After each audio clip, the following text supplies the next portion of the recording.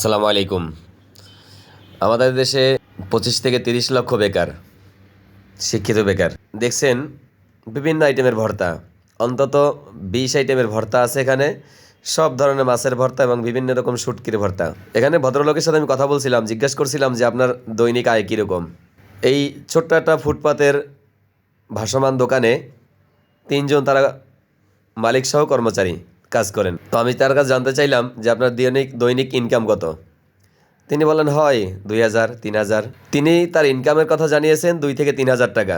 আমি যদি ধরে নেই আনুমানিক 2,500 টাকা, তবুও এক মাসে 75,000 টাকা ইনকাম। অথচ আমাদের দেশের শিক্ষিত 26,50,000 যুবকেরা, বেকার যুবকেরা মাসে 20 থেকে 30 হাজার টাকা বেতনের জন্য বছরের পর বছর ঘুরেন।